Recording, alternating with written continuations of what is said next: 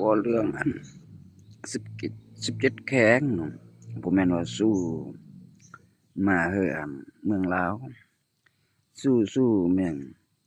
แนะนำชินวัตรแนะนำเสื้อสายเจ้าเชียงใหม่แม่งก็เคยมีว่าสำนักปู่จินอันนั้น17แข้งคันแม่นลาวเขาเอิ้นว่าไทยอีสานไทยส่วนลาวก็ไทยส่วนหลายเขาเอิ้นลาวอีสานบ่อนเขาสื่อสารประสานงานแต่กี้บ่อนก็ไทยอีสานก็มันร่ำรวยได้คันว่าเรื่องอันประวัติเก่าเรื่องเสื้อเจ้าก็แนะนำการค้าการขายหมดอันนั้น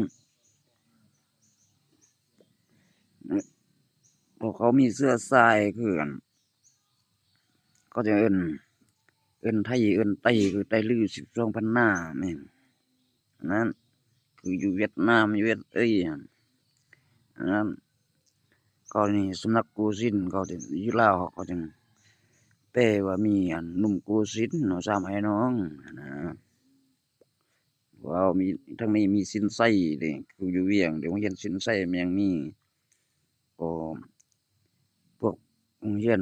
นักปัญญากลแม่งเด้ก็มันสินไส้หมดว่านะสินไส้ก็แนะนำอยู่วัดก็อยู่นั่นแนะนำเมืองสอนแม่นอยู่ทางนั้นที่วัดสินไส้แบบนั้นกันลาวเขาสิเอามาเมืองลาวมันก็มีเรื่องมีราวคือแตะกี้นั้น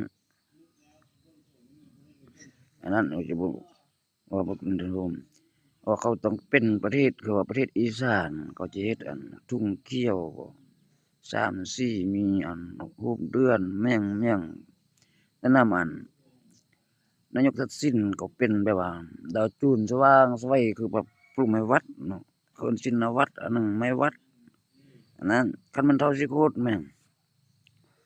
ก็มันทำให้ไม้วัดแต่เอามาตั้งชื่อเขานั่นน่ะเท่าสิโคตรนั่นจุมนี้หั่นคันเขาได้เป็นเจ้าเป็นใหญ่แล้วมันมักคือมีโฆษณาแหมเมียเป็นสายลิ้นสาวไปพร้อมหั้นนะ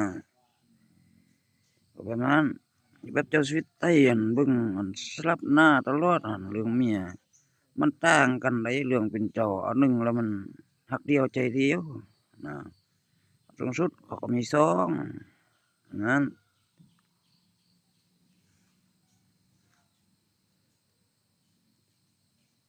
แม่นาง12นี่แม่นางเขาอันโอ้